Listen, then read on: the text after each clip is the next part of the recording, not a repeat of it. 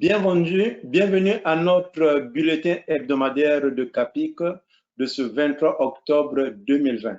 Alors, je suis Charlemagne Mfera, membre de CAPIC, consultant réglementé en immigration, spécialiste pour les dossiers auprès de la Commission de l'immigration et de statut de réfugié.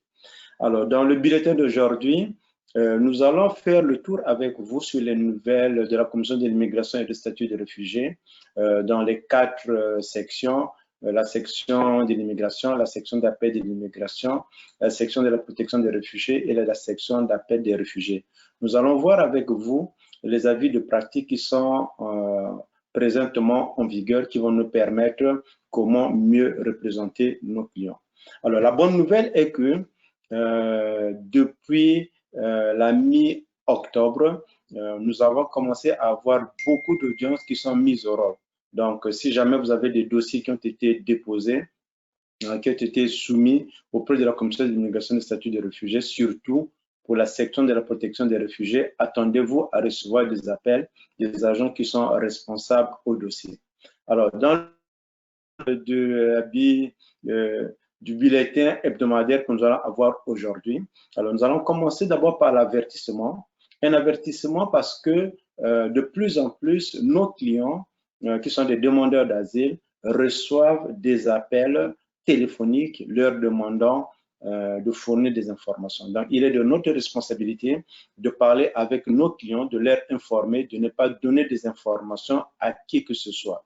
Et en plus de cela, le gouvernement met au rôle les dossiers pour lesquels il n'y a pas beaucoup de questions à traiter là-dessus, les dossiers qui sont beaucoup plus simples à traiter, ils mettent en audience en premier. Les dossiers plus compliqués, ce sont les dossiers qu'il faudrait attendre. Donc, il y a un rappel qu'il faut faire sur les mesures de sécurité. Quand vous allez recevoir l'avis de décision, alors, quand vous allez recevoir plutôt la convocation pour aller à votre audience, vous allez avoir la deuxième page qui est une page concernant les mesures de sécurité qu'on doit prendre en considération quand vous avez une audience à la section de la protection des réfugiés ou encore si vous devez vous rendre à la commission de l'immigration et du statut de réfugié. Donc, le port du masque est obligatoire, le masque non médicalisé, il est obligatoire à l'entrée dans la salle d'audience et dans toute l'enceinte des édifices de la Commission de l'immigration et des statuts de réfugiés. Par contre, il peut y avoir des exemptions. Si jamais votre client ne peut pas porter un masque ou bien se couvrir le visage, dans ce cas, vous devez aviser la Commission de l'immigration et des statuts de réfugiés. Par exemple, les enfants de moins de 2 ans ne sont pas supposés porter des masques. Les personnes dont la condition médicale rend difficile le port du masque, ces personnes sont également autorisées à ne pas mettre le masque. Mais il nous appartient d'informer la Commission de l'immigration et du statut de réfugié que mon client ne peut pas porter de masque. Par exemple, des personnes ayant un état médical, un mental, un état conjonctif ou un handicap qui empêche le port du masque ou un couvre-visage. Des personnes qui ont des problèmes de santé, du fait que la personne a de la difficulté à respirer s'il porte le masque. Si vous voyez que votre client, en mettant le masque, il a de la difficulté à respirer, il nous appartient d'informer la Commission de l'immigration et du statut de réfugié. Les personnes qui ne peuvent pas mettre ou enlever un masque sans assistance, ces personnes également seront exemptées de porter le masque. Les personnes qui ont besoin de mesures d'adaptation conformément à la loi sur les droits de la personne. Ces personnes également seront autorisées à ne pas mettre les masques. Le deuxième point des nouvelles que nous avions au niveau de la Commission de l'immigration et des statuts de réfugiés, ce sont les échanges de documents électroniques. Alors, nous allons maintenant nous habituer à fonctionner en mode électronique dans la transmission et la réception des documents. Donc, de l'immigration et du statut de réfugié a élargi l'utilisation du service qu'on appelle connexion postale. Alors, nous savons avec vous, la connexion postale est un service de Post Canada que la Commission de l'immigration et du statut de réfugié utilise. C'est un service qui est sécuritaire, qui permet de se faire des échanges entre le conseil et les services d'immigration du Canada, plus précisément la Commission de l'immigration et du statut de réfugié. Donc, vous allez avoir des informations là-dessus. Par exemple, votre client a fait une demande d'asile. Vous allez envoyer l'intention de demande d'asile dans le courriel que nous allons mettre en dessous. Et une fois que la Commission de l'immigration ou encore Immigration Canada reçoit l'intention de demande d'asile, on va vous envoyer une confirmation par votre contact postal. Donc, vous allez sur postal, c'est là-bas vous allez avoir les indications vous permettant de continuer avec le processus que vous avez déjà commencé. Alors, nous avons également mon dossier. Pour le moment, la plateforme de mon dossier, qui est une application sécuritaire qui permet de visualiser l'état actuel de vos dossiers auprès de la Commission de l'immigration et du statut de réfugiés. Vous allez voir tous vos dossiers, les dossiers qui sont à la SPR, les dossiers qui sont à la SAR, les dossiers qui sont à la SI et les dossiers qui sont à la section d'appel de l'immigration. Par contre, pour ce qui est de postel, nous allons devoir envoyer toute la documentation, c'est-à-dire que les formulaires que nous avons besoin pour présenter une demande d'asile, nous devons les envoyer acheminer à postel. Donc, qu'est-ce que nous faisons?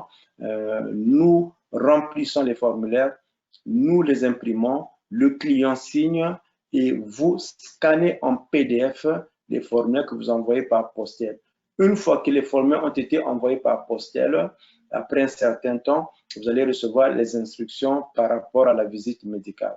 Alors, nous avons remarqué que beaucoup de clients pour lesquels nous avons déposé des demandes d'asile en ligne, au niveau de la demande de permis de travail, si vous regardez l'annexe 12, il y a une option qui vous permet de demander soit un permis de travail ou bien un permis d'études ou bien les deux. Donc, il vous appartient de cocher l'option selon le permis que vous demandez. Si vous demandez un permis d'études, vous allez cocher permis d'études. Mais par contre, si c'est un permis d'études, vous devez être rassuré que le client puisse respecter la capacité financière parce que ces études, il devrait les payer comme un étudiant international.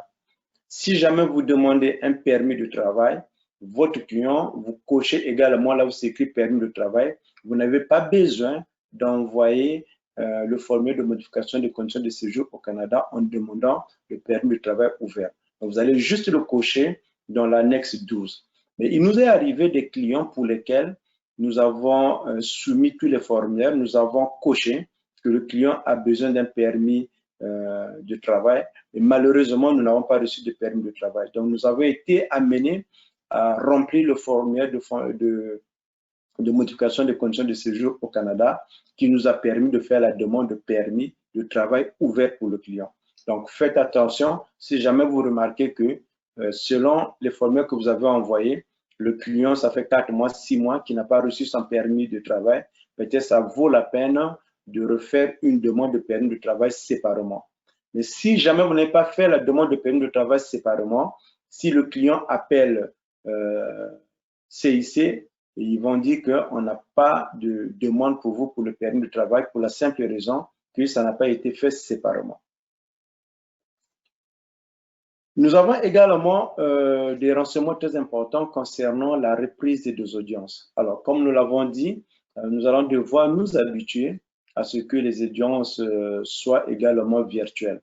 Les bureaux de la Commission de l'immigration et des statuts à Montréal demeurent ouverts, mais par contre, vous ne pouvez pas accéder sauf si vous avez votre audience le jour que vous vous présentez. Si jamais vous avez des documents, des dossiers que vous voulez déposer à la Commission de l'immigration et du statut de réfugié ou bien à une de ces sections, vous avez la possibilité, en venant à la Commission de l'immigration et du statut de réfugié, vous allez voir à votre droite, il y a une boîte qui est là pour déposer tous les documents. Donc, vous insérez les documents dans la boîte qui est sur place. Malheureusement, personne ne va vous mettre un cachet pour confirmer qu'ils ont reçu. Mais nous avons posé des questions. Quelle est la fréquence avec laquelle ils reprennent les dossiers? On nous a dit que chaque 2 heures, il y a un agent qui sort pour récupérer tous les documents que nous avons déposés. Donc, si jamais vous avez le numéro de dossier, si jamais vous connaissez c'est qui l'agent responsable du dossier, il est toujours recommandé dans les 24 heures après avoir déposé les dossiers, que ce soit certains formulaires ou bien la mise à jour des formulaires, c'est toujours une bonne chose de contacter l'agent responsable au dossier et de se rassurer que l'agent a reçu les formulaires. Alors, pour ce qui est de la mise au rôle des audiences, la Commission de l'immigration et du statut de réfugié, plus précisément la section de la protection des réfugiés, nous contacte les conseils pour voir avec vous vos disponibilités et surtout de vous demander si le client est à l'aise à passer son audience en ligne. Donc, ne soyez pas surpris qu'on vous demande d'avoir une audience en ligne. Alors, dans notre cas, qu'est-ce que nous avons fait? Nous avons parlé avec les clients pour nous rassurer que le client était à l'aise à ce que son audience se passe en ligne.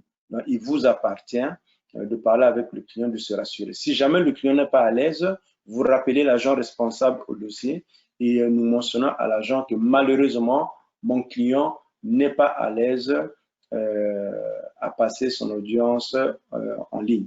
Donc, dans ce cas, votre audience sera cédulée dans une salle et arrivé à la commission de l'immigration des statuts de réfugiés, vous allez respecter les consignes sécuritaires qui sont mises en place pour se rassurer que vous soyez tous dans un endroit qui est sécuritaire.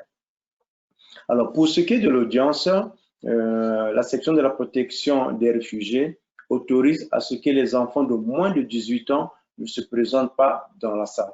Si jamais les parents ont un enfant de moins de 18 ans et que l'enfant veut se présenter, ou bien les parents veulent que l'enfant se présente, dans ce cas, l'enfant peut se présenter en audience. Sinon, un enfant de moins de 18 ans, par le passé c'était 12 ans, maintenant c'est moins de 18 ans, n'est pas obligé de se présenter à l'audience. Et si jamais vous voulez faire comparaître un témoin, il faut respecter les règles de la section de la protection des réfugiés. Vous devez contacter l'agent responsable ou bien faire votre demande dans les 10 jours avant la date de l'audience. Il peut y arriver encore que le commissaire ou bien le tribunal exige que l'enfant de moins de 18 ans soit présent à l'audience. Dans ce cas, vous n'avez pas le choix, vous devrez venir avec cet enfant qui a moins de 18 ans pour être à l'audience. L'audience va dépendre de la situation selon la date là où vous allez passer à votre audience. Peut-être que votre audience sera dans 2 salles différentes ou bien ça sera toujours dans la même salle avec le commissaire, mais toutes ces instructions vous seront communiquées à l'heure, au bon moment pour que vous preniez des dispositions par rapport à cela. Alors, nous allons parler maintenant des avis de pratique. Alors, des avis de pratique qui sont des indications, qui sont des informations qui sont communiquées par les 4 sections de la protection, 4 sections de la commission de statut de réfugié, qui nous permet de mieux représenter nos clients, de mieux assister nos clients et de mieux se préparer à des audiences. Donc, nous avons vu que depuis le 6 avril 2020, la section de l'immigration autorise les parties à communiquer des pièces de correspondance et d'autres documents par courriel au greffier de la section de l'immigration de chaque bureau régional. Donc, vous pouvez communiquer les documents par courriel. Par contre, vous pouvez aller sur le site de la commission de l'immigration et des statuts de réfugiés. Vous allez cliquer sur l'avis de pratique et vous allez avoir les adresses courriel de tous les bureaux du greffe qui vont vous permettre de savoir dans quel bureau envoyer les documents. Mais quand vous envoyez les documents de façon électronique, essayez un peu de mettre vos documents en ordre. Mettez toujours le numéro du dossier, le IUC du client. Si jamais vous allez soumettre une lettre de soumission, que ça soit clair et détaillé, qu'on sache, c'est vous qui avez envoyé. Alors, si jamais vous avez eu déjà à donner votre information à la section de l'immigration, c'est-à-dire que vous avez donné votre consentement, ce qui revient à dire que pour les prochains dossiers que vous aviez, la section de l'immigration va communiquer avec vous par courriel. Et si jamais il y a des informations qui sont beaucoup plus sensibles, ils vont vous contacter au téléphone et comme ça, vous pouvez discuter avec l'agent responsable et vous pouvez également en même temps apporter ou bien poser des questions. Deuxième avis pratique, c'est sur la section de la protection des réfugiés. Comme nous l'avons déjà dit concernant les échanges de documents avec cette section, donc les échanges se font par postel Nous avons mon dossier qui aujourd'hui, le 23 octobre, était, je crois, en panne technique. Mais sinon, en temps normal, c'est avec la connexion postale que nous envoyons les documents, que nous recevons les instructions. Le lien sécuritaire qui est par mon projet, mon dossier plutôt, c'est lui qui permet de voir vos dossiers qui sont ouverts actuellement à la Commission de l'immigration et du statut de réfugié. Et dans chaque section de cette commission, vous pouvez voir quel est le dossier, quels sont les documents. Pour le moment, nous avons dit il n'y a pas encore la possibilité d'ajouter des dossiers ou bien des documents dans des dossiers qui existent. Donc, la SPR, depuis le 23 juin 2020, autorise les échanges, c'est-à-dire la réception et l'envoi de documents par voie électronique au moyen de connexion postale. Alors, faites attention, n'utilisez pas la connexion postale pour leur envoyer des messages. La connexion postale nous est permis seulement d'envoyer les documents, les formulaires. Si jamais vous recevez un email, dans certains cas, nous avons regardé également qu'il y a le client qui reçoit le même email. Donc, le client est copié.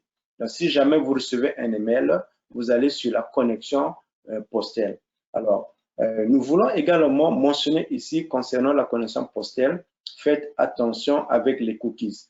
Pourquoi? Parce que vous pouvez ouvrir la connexion postale avec votre Google Chrome, ça ne peut pas s'ouvrir, ou bien vous devez utiliser Internet Explorer. Moi, dans mon cas, j'utilise un Mac, j'ai eu de la difficulté à ouvrir la connexion postale avec Google Chrome, donc j'étais obligé d'ouvrir avec Safari. Donc, c'est un peu de vérifier à votre niveau. Si vous remarquez que vous avez de la difficulté à vous connecter sur Postel, essayez avec un autre navigateur, que ce soit Safari, que ce soit Internet Explorer, que ce soit Google Chrome. Alors, les changements que nous avions, ou bien l'échange des documents que nous faisons avec la Commission de l'immigration et du statut des réfugiés, plus précisément avec la section de la protection des réfugiés, ce sont des échanges qui sont selon les règles de la section de la protection des réfugiés. On fait attention, nous avons toujours à respecter le délai de 10 jours avant la date de l'audience pour soumettre les documents ou bien faire des mises à jour. Évidemment, si jamais on n'a pas pu faire des mises à jour pour des raisons que vous n'avez pas respecté les délais, vous pouvez tout le temps envoyer vos documents, mais faites une lettre explicative, expliquez pourquoi vous n'avez pas été en mesure d'envoyer les formulaires ou bien les documents dans les 10 jours qui sont prescrits par les règles de la SPR. Et à l'audience, apportez avec vous la copie de ce que vous avez envoyé après 10 jours, parce qu'il peut arriver que l'agent responsable au dossier a reçu vos dossiers dans l'intervalle de plus de 10 jours et il n'a pas transmis au commissaire. Alors que si vous amenez cette copie à l'audience, c'est que vous expliquez verbalement au commissaire que vous n'avez pas été en mesure de soumettre ce document. Il peut prendre en considération vos explications et puis il peut accepter les documents que vous allez soumettre. Alors, ce qu'il ne peut pas faire avec la connexion postale. La connexion postale, c'est une connexion qui nous permet de soumettre les documents à la Commission de l'immigration et du statut de réfugié ou bien à l'immigration réfugiée Citoyenneté Canada. Nous pouvons transmettre ou bien recevoir des documents de leur part. Mais nous ne pouvons pas envoyer des documents, par exemple, au ministre. Pour ceux qui sont dans les dossiers, dans la section de l'immigration, la section d'appel de l'immigration, vous ne pouvez pas, au travers de la connexion postale, envoyer des documents au ministre, c'est-à-dire représentant du ministre, ou bien à l'agent des services frontaliers du Canada. Si jamais vous avez des documents que vous devez soumettre à l'agent des services frontaliers du Canada, vous pouvez utiliser les moyens habituels. Vous pouvez être parti là-bas en personne, déposer, évidemment, avoir une lettre de transmission des documents. Vous pouvez envoyer par fax et avoir la confirmation que ça a été transmis au représentant du ministre ou bien à l'agent responsable au dossier. Évidemment, une copie vous a déposé à l'agent des services frontaliers du Canada et une autre confirmation, plus le dossier vous donnez à la SP, la section de la protection des réfugiés. Alors, donc, dans ce cas, si c'est la SPR, vous devez, l'agent de sécurité frontalière du Canada, vous devez les contacter directement et déposer votre dossier. Alors, nous avons également, avec la section d'appel des réfugiés, la possibilité, au travers de Postel, de recevoir également des instructions, de recevoir également des documents ou bien soumettre certains formulaires ou bien certains documents. Mais faites attention, vous n'allez jamais recevoir l'avis de décision au travers de Postel. L'avis de décision est toujours envoyé par la poste. On envoie une copie au conseil et puis une copie, on envoie à notre client qui soit informé de la décision du tribunal. De la même manière, si jamais vous devez recevoir une convocation de la part de la section de protection des réfugiés, de la part de l'immigration, vous pouvez le recevoir directement par la poste. Donc, on ne vous l'envoie pas par poster, mais c'est plutôt par la poste que vous allez recevoir ces documents. Évidemment, il est très important de continuer à garder le contact avec le client parce qu'avec le contact que nous avons avec le client, ça nous permet de le préparer à son audience, ça nous permet de se rassurer que la mise à jour par rapport à son dossier a été effectuée, ça nous permet également de préparer notre client parce que la situation fait que, compte tenu de la pandémie, compte tenu des informations frauduleuses que le client va recevoir ou bien des appels des arnaqueurs qu'il reçoit, alors le client peut être un peu bouleversé.